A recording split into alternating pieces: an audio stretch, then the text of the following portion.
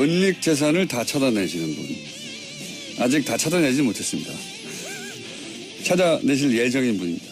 안원구 전 대구지방국세청장님 나오셨습니다. 안녕하십니까. 안녕하십니까. 네. 저희가 이 종잣돈 추적 중에 추적하다 보면 이명박 전 대통령과 연결되는 고리가 조금씩 등장한다. 이런 말씀하신 적이 있어요. 네. 그렇죠?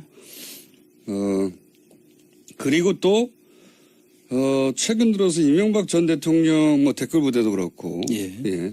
또 주진우 기자가 주초에 등장해가지고 BBK 이야기를 다시 꺼냈던 바도 있고 해서 저희가 이제 언젠가는 할 거라고 생각해 왔던 안원구 전 대구지방국세청장님께서 대구국세청장 시절 차기 국세청장이라고 물망에 오르고 다들 그렇게 생각하다가 어느 날 갑자기 감옥에 가버렸어요.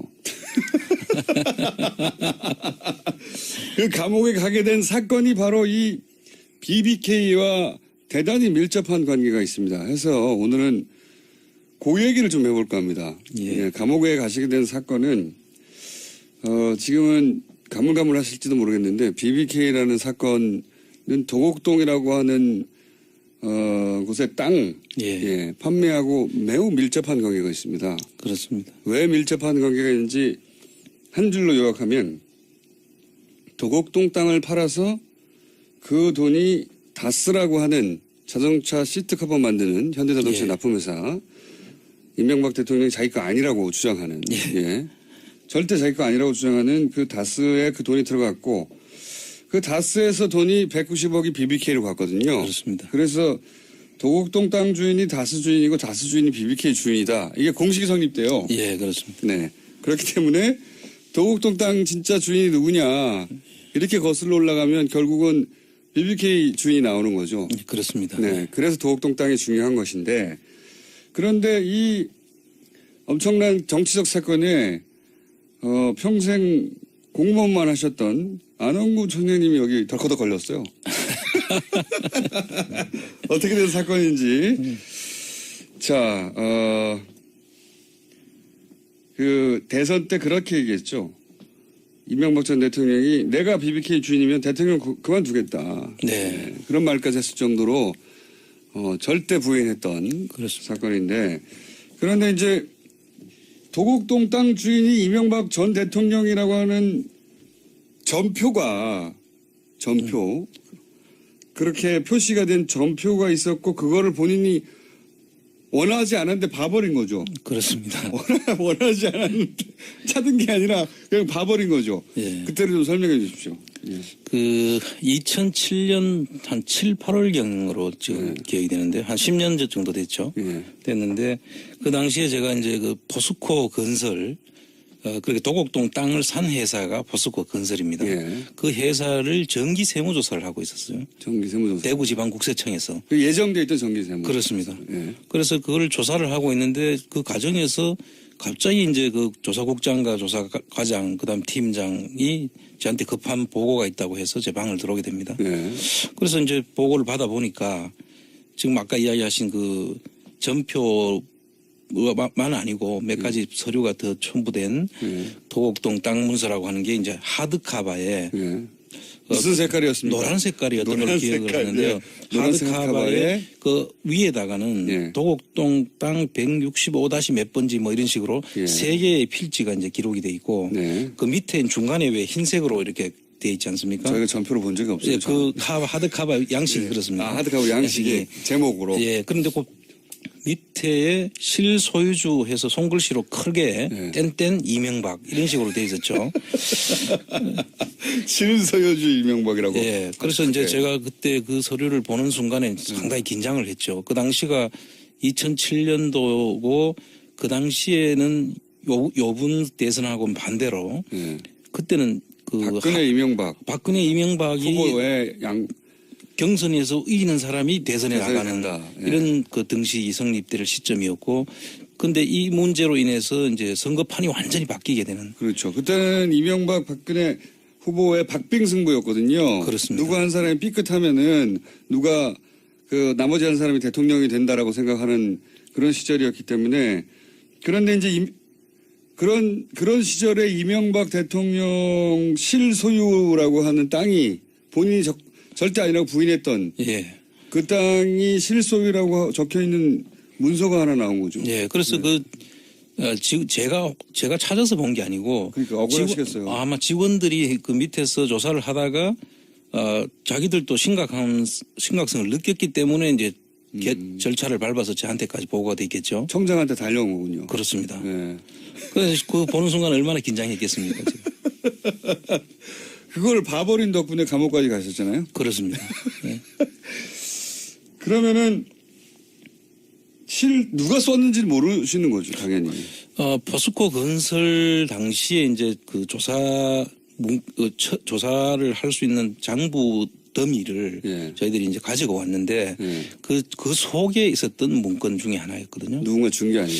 그렇죠. 그러니까 직원들도 처음에는 그걸 받아와서 그 내용을 보기 전에는 잘 몰랐죠. 예. 그 실제 그 내용이 뭔지도 모르고 가지고 왔다가 이걸 이제 가져와서 이제 정리를 하면서 보는 과정에서 그 문건을 발견하고 그 긴급하게 저한테 이제 와서 보고를 한 그런 과정이죠. 그게 포스코가 그 땅을 산 게 몇 년도입니까? 그 땅을 산 거는 95년도입니다. 굉장히 오래된 일. 굉장히 오래된 거죠. 목격이라고 해야 되겠네요. 그렇죠. 목격하신 때로부터 12년 전에 땅을 구입했고, 그게 아마 땅을 구입하면서 포스코가 이 땅 실제 주인은 그때 당시에는 국회의원이었죠, 아마. 그렇죠. 이제 95년도 96년도에 국회의원이 되는데, 국회의원 직접. 예, 96년도인가 거기에 세계일보에도 그 사실 나중에 보니까 맞습니다. 그 세계일보 기사가 있었더라고요. 맞습니다. 예. 그런데 이제 이게 사실 실소유주 논란이 있는 땅을 그때 팔았다 뭐 이런 얘기가 있었어요. 그렇죠. 예. 그때는 언론이 보도를 했어요. 예. 그렇습니다. 그래서 네. 2007년도에 저희들이 조사 대상 연도는 2002년도, 3년도였거든요. 네. 정기조사는 2년을 보통 조사를 하는데, 그러니까 2002년, 3년도 조사 대상인데 그 서류는 95년도 서류잖아요. 왜 거기 들어있었을까요? 그 저도 그 이해가 잘 안 됐는데 그 당시에 어쨌든 그 포스코 건설에서 어떻게 보면 자기들이 그 실소유주 논란이 한참 있었던 그때 김만재 당시 그 포스코 회장 하시던 분이 예. 그걸 실소유주 이명박 씨라는 이야기도 한번 한 적도 있었던 걸로 맞습니다. 나중에 보니까 나중에는 부인했죠. 예, 나중에 부인했고 처음에는 그런 이야기가 있었는데 그 부분에 대한 자기 검증이 아니었을까 하는 생각도 있고요. 일부러 포스코 측에서 서류를 넣었을 수도 있고요. 혹은 뭐 그 내부에 양심적인 누군가가 넣었을 수도 있었고요. 그럴 수도 있습니다. 하지만 포스코에 되물어보지는 않으셨죠. 예, 되물어볼 수도 없었던 게 이게 한 사람이라도 밖에 더 나가면 네. 그 당시 국세청 입장에서는 정치 한복판의 회오리로 이제 저희들이 작용을 할 수가 있어서 네. 그 정치판이 완전히 흔들리는데 그 한 가운데 우리가 들어가는 것이 상당히 두려웠고 공무원으로서는 절대 거기에 휘말려서는 안 된다. 그 판단을 제가 그 당시에는 했었던 것이고요. 그래서 보긴 봤는데 야 이거는 그냥 덮자. 네, 그렇죠. 우리가 감당할 수 있는 사안도 아니고 공무원이 갑자기 정치적 그 소용돌이 속에 들어간다. 구세청이 대구 구세청이 어떻게 될지 모른다 이렇게 그렇죠. 생각하셨군요. 완전히 그 당시에 그렇게 되었으면 뭐 대구 국세청이 대통령을 바꾸고 말고 하는 그런 결정적인 순간이 돼 있겠죠. 지금이라면은 공개하셨을 텐데 지금도 좀 많이 생각을 해야 될 정도로 심각한 문제죠. 그다음 공무원으로서는 그렇게 하면 안 되는 것이거든요. 두려우셨겠습니다. 이와간 그래서 그때 같이 본 사람이 몇 명 됩니까? 그러니까 그 당시에 저한테 이제 보고를 들어와서 한 사람이 국장, 과장, 이제 예, 세 팀장이었고 사람이었구나. 그 밑에도 반장도 있고 또 그 여러 사람이 있습니다. 조사를. 그래서 제가 볼 때는 최소한 10몇 명 정도는 같이 이 부분을 공유했다고 저는 보고 있습니다. 직접 보고한 세 사람은 당연히 알고요. 예.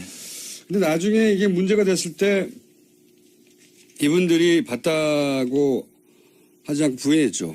그렇죠. 그분들은 이제 제가 그때 이 문제로 인해 가지고 문제가 되고 난 다음에 이 문제가 불거졌고 그 당시에 또 중간에 감찰 조사도 이제 내려갔었고 그런데 그 감찰 조사를 처음 내려갔을 때는 내부 조사였기 때문에 이걸 사실이라고 이야기를 했습니다. 처음에 내부 처음에는 감찰했을 때는 이야기했는데 나중에 검찰 조사에서는 그런 사실이 없다라고 했다고 해요. 제가 직접 듣지는 않았는데 그런데 나중에 들은 이야기는 이거를 덮는 쪽으로 유도를 했다.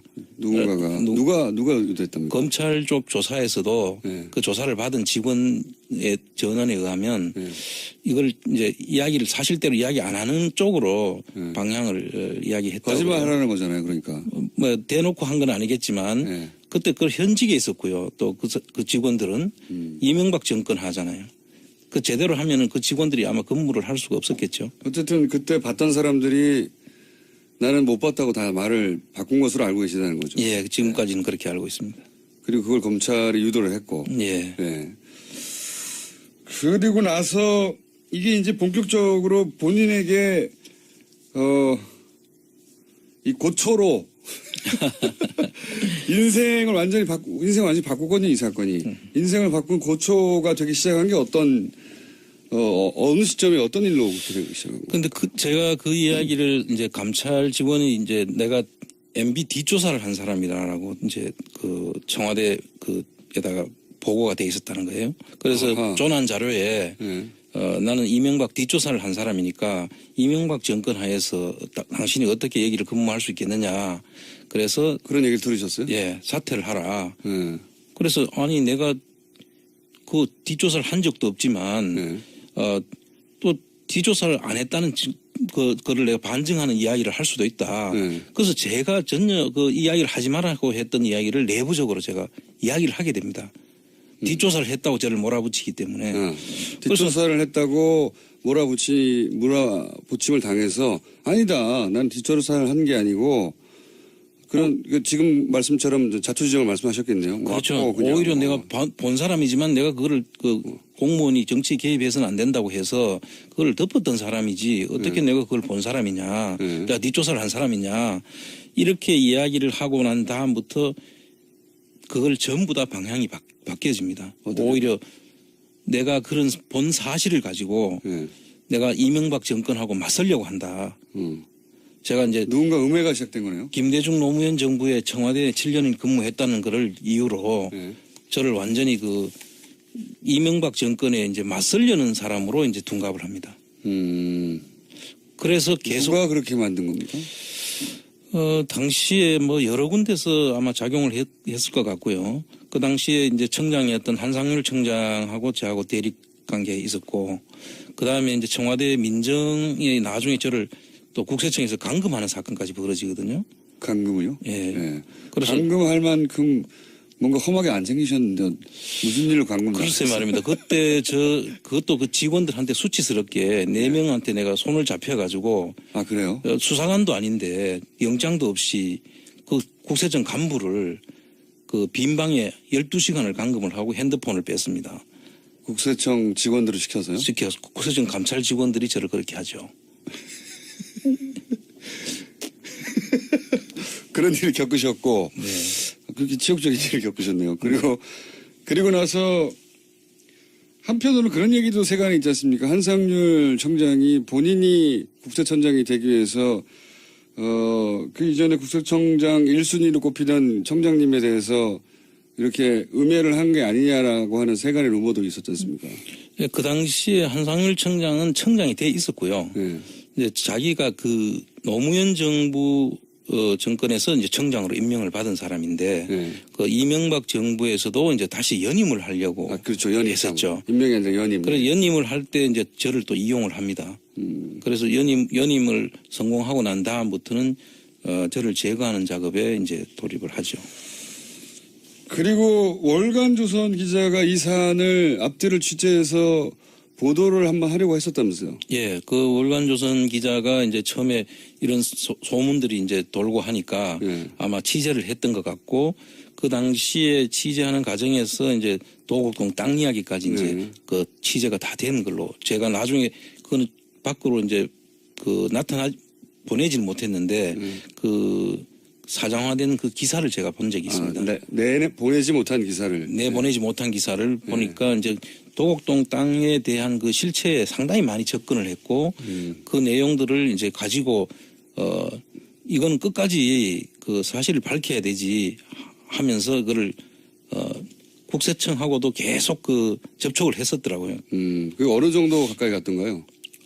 거의 사실에 만나는 것 같기도 하고 그 저 직원들을 그래서 그 사실이라는 것을 알고 뭐 실소유주가 이명박 전 대통령이라고 써있던 전표가 사실이었다는 걸 그걸 확인을 했던 것 같고요. 확인했다는 것 같고. 그리고 국세청이 이제 전방위적으로 이제 저한테 압박을 가해 올 그 시점에 그 전방 압박을 가하는 사람들하고도 다 인터뷰를 했더라고요. 그리고 나서 갑자기 미술품 강매 혐의로 체포되셨잖아요. 그렇습니다. 안한국 청장님이 미술품 강매 혐의로 체포가 돼가지고 미술품 강매 혐의는 모두 무죄가 났는데 예. 변호사법이 참 특이합니다. 변호사법 위반으로 2년간 감옥에 가셨어요. 그 기간에. 그 통상 뭐 나중에 알은 이야기인데 변호사법 위반으로 이렇게 그 실형을 사는 경우는 없다고 해요. 그리고 이것도 변호사법 위반도 정말 이해할 수 없는 변호사가 아니신데 어떻게 변호사법 위반이죠? 이렇게 구성을 했던 것 같아요. 그 당시에 이제 친구한테서 돈을 빌린 게 이제 물론 집사람이 빌렸는데 빌리면서 이제 그 차용 증서도 쓰고 다 가지고 있고 우리가 빌렸다고 했고 수사를 빌려준 사람도 빌렸다고 했고 빌려준 사람도 빌려줬고 우리도 빌렸다고 했고 그게 다 미리 이제 다 이야기가 된 상황인데 다 있는데 계속 그 확인하니까 사실이 자꾸 맞아지잖아요. 빌려준 거 맞고 차용증도 그 자기들이 가서 압수수색 해가지고 찾아낸 차용증인데 그 상대방 그 빌려줬다는 그럼 친구. 뭐가 문제가 된 거죠, 근데? 근데 이제 나중에 계속 빌려줬다고 하니까 그럼 안 주면 안 받으려고 했다라는 말을 그래서 기록을 받아냈는데 안 주면 안 받으려고 했다. 그럼 그걸로 진짜 실형을 사신 겁니다. 예, 그렇게 예, 지금 구성이 되어 있습니다. 대단한. 그 기자는 왜 월간조선 기자 기사를 왜 못 냈답니까? 그 당시에 월간조선 기자 이야기로는 그 기사를 쓰고 나갈락 한다는 것을 알고 그 당시 국정원 국장이 여러 번 찾아왔다는 거예요. 국정원에서 나중에 그 기자한테 제가 들은 이야기인데 국정원 쪽에서 그 기사화 하지 말라고 여러 번 이야기를 했었고 또 그 당시에 그 박근혜 파일이라고 하는 그 국정원 전 직원이 옛날에 그 작성한 분이 있습니다. 박모 씨라고. 그분이 자유총연맹에 있었는데 그분조차도 또 전혀 관계가 없을 것 같은 그분이 또 거기 찾아왔더라는 거죠. 그래서 그 기사화 못하게 여러 번 이제 막았고. 청와대에서는 뭐. 청와대 그 대변인실에서도 그 청와대 대변인실에 있는 그 기자가 그걸 또 와서 그 기자하고 서로 알고 지내는 사이인데 그 기사를 하지 말라고 이야기를 들었다. 청와대 대변인실에 있던 전 기자가. 그래서 아마 전방위로 아마 이 내용을 막으려고 했던 것 같습니다. 여하간 그거를 우연히 본 결과로 이제 강제 퇴직을 당하시고 그리고 미술품 강매 혐의로 일단 체포되신 다음에 그거는 무죄가 난 다음에 없으니까 돈을 빌린 거를 변호사법 위반으로 해서 2년 시형을 만기로 채우셨죠? 그렇습니다.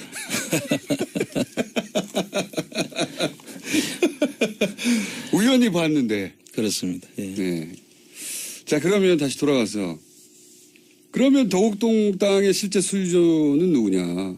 이 문제를 그 이후로 이제 내가 직접 밝혀야 되겠다는 생각을 안 할 수가 없지 않습니까? 그렇습니다. 이게 사실 출발점이지 않습니까? 네. 도곡동 땅 아까 하셨듯이 도곡동 땅 주인이 그 BBK 주인이 되는 이런 등식이 성립되지 않습니까? 그런데 이제 최근에 그 주진우 기자가 또 그 도곡동 땅에 관련된 돈으로 190억을 투자를 했다가 50억만 받고 140억은 스위스 크레딧 은행에 있었는데 그걸 받기 위해서 LA 총영사를 변호사를 그 BBK를 임명하고 BBK 담당했던 변호사를 임명하고 또 민정에도 그 밑에 있던 변호사 직원을 다시 또 민정에다 채용을 해서 그 일을 담당하게 해가지고 대통령 있는 기간 동안 내내 이 BBK 관련 돈 그렇죠. 그걸 되찾으려고 했다는 거죠. 국가기관을 완전히 사적인 자기 그 이익을 채우기 위해서 활용했다는 건데 그거는 있을 수 없는 일이죠. 절대 있을 수 없는 일이죠. 그래서 이렇게까지 자기 게 아니면은 왜 그런 조치를 했겠습니까? 그렇죠. 모두가 다 궁금해하는 거죠. 자기 게 아닌데 왜 그 돈을 그렇게까지 찾으려고 했느냐. 그렇죠. 자기 게 아니라고 주장했거든요. 전부 다. 계속 아니라고 주장하죠. 땅도 아니고 다스라는 회사도 아니고 BBK도 아니고 다 자기 게 아니라고 그랬는데 그 돈을 찾으려고 그렇게 노력했던 게 그 뭐냐 이거죠. 그렇죠. 네. 그리고 또 2007년도에 보면 그 중간 수사 결과 발표가 있습니다. 네. 중간 수사 결과 발표를 보면 참 웃기는 게 이게 다스의 주인이 이상은 김재정으로 등기는 돼 형과 있는데 차남이죠. 예, 형과 차남으로 돼 있는데 그분 이상은 씨 거는 자기 게 아닌 것으로 보이고 그 제3의 다른 인물로 보인다. 그 다른 이모 씨인데 그 이모 씨는 현금을 관리했던 사람으로 보인다. 근데 그 이모 씨가 조사에 응하지 않아서 밝힐 수 없다. 그렇죠. 그 이모 씨가 누구냐 이거죠. 오늘 여기까지 하겠습니다. 안원구 청장이었습니다.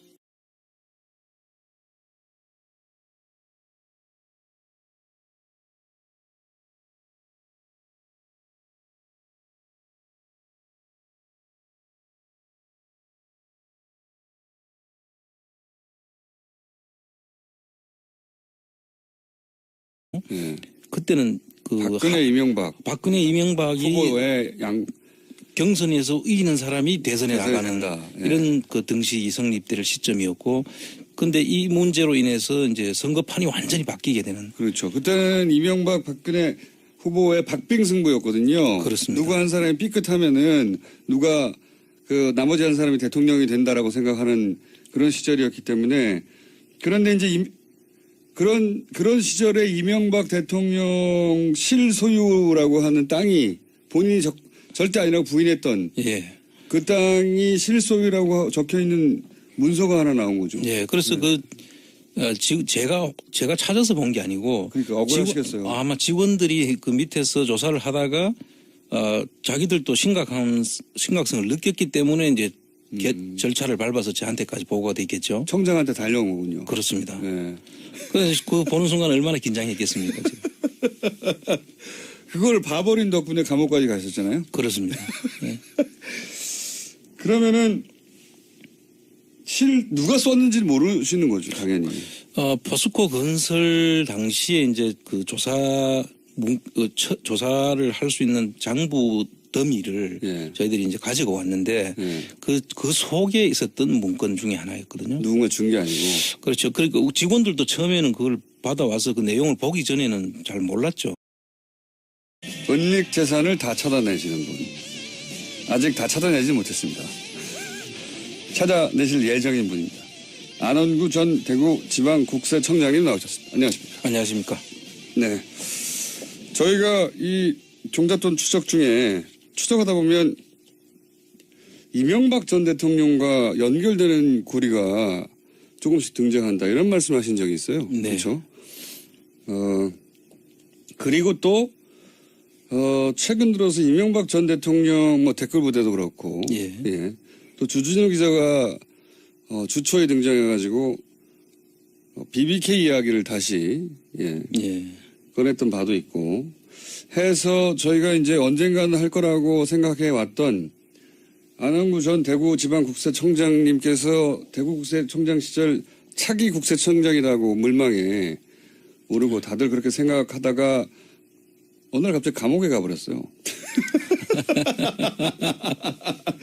그 감옥에 가게 된 사건이 바로 이 BBK와 대단히 밀접한 관계가 있습니다. 해서 오늘은 그 얘기를 좀 해볼까 합니다. 예. 감옥에 가시게 된 사건은 지금은 가물가물하실지도 모르겠는데 BBK라는 사건은 도곡동이라고 하는 곳의 땅 판매하고 매우 밀접한 관계가 있습니다. 그렇습니다. 왜 찾은 게 아니라 그냥 봐버린 거죠. 예. 그때를 좀 설명해 주십시오. 예. 그 2007년 한 7, 8월경으로 지금 기억이 되는데 한 10년 정도 됐죠. 예. 됐는데 그 당시에 제가 이제 그 포스코 건설 그렇게 도곡동 땅을 산 회사가 포스코 건설입니다. 예. 그 회사를 정기 세무조사를 하고 있었어요. 정기세무조사. 대구지방국세청에서. 그 예정돼 있던 정기세무. 그렇습니다. 예. 그래서 그걸 조사를 하고 있는데 그 과정에서 갑자기 이제 그 조사국장과 조사과장 그다음 팀장이 저한테 급한 보고가 있다고 해서 제 방을 들어오게 됩니다. 예.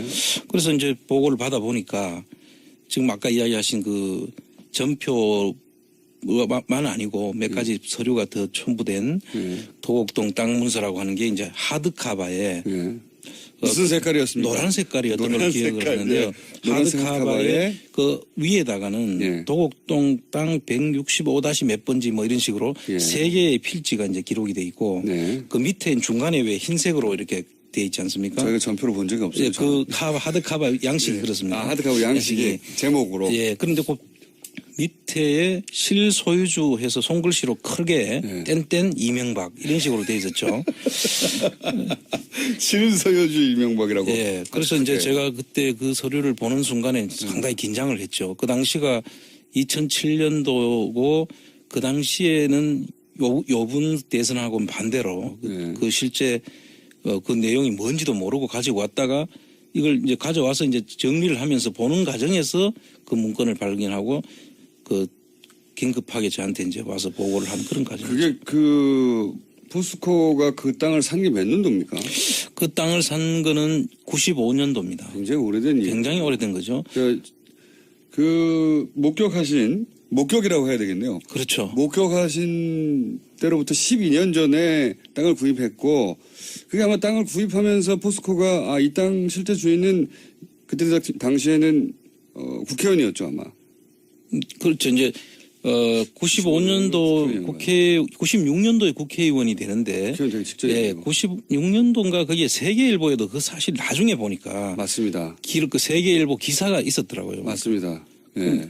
그런데 이제 이게 사실 실소유주 논란이 있는 땅을 그때 팔았다 뭐 이런 얘기가 있었어요. 그렇죠. 예. 그때는 언론이 보도를 했어요. 예. 그렇습니다. 그래서 2007년도에 저희들이 조사 대상 연도는 2002년도, 3년도였거든요. 정기조사는 2년을 보통 조사를 하는데 그러니까 2002년, 3년도 조사 대상인데 그 서류는 95년도 서류잖아요. 왜 거기 들어있었을까요? 그 저도 그 이해가 잘 안 됐는데 그 당시에 어쨌든 그 포스코 건설에서 어떻게 보면 자기들이 그 실소유주 논란이 한참 있었던 그때 김만재 당시 그 포스코 왜 밀접한 관계가 있는지 한 줄로 요약하면 도곡동 땅을 팔아서 그 돈이 다스라고 하는 자동차 시트 커버 만드는 현대자동차 예. 납품회사 이명박 대통령이 자기 거 아니라고 주장하는 예.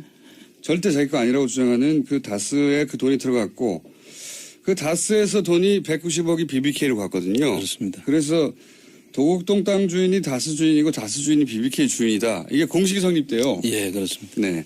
그렇기 때문에 도곡동 땅 진짜 주인이 누구냐 이렇게 거슬러 올라가면 결국은 BBK 주인이 나오는 거죠. 그렇습니다. 네. 그래서 도곡동 땅이 중요한 것인데 그런데 이 엄청난 정치적 사건에 평생 공무원만 하셨던 안원구 총장님이 여기 덜커덕 걸렸어요. 어떻게 된 사건인지. 자, 그 대선 때 그렇게 얘기했죠. 이명박 전 대통령이 내가 BBK 주인이면 대통령 그만두겠다. 네. 그런 말까지 했을 정도로 절대 부인했던 그렇습니다. 사건인데 그런데 이제 도곡동 땅 주인이 이명박 전 대통령이라고 하는 전표 그렇게 표시가 된 전표가 있었고 그거를 본인이 원하지 않았는데 봐버린 거죠. 그렇습니다. 원하지 않았는데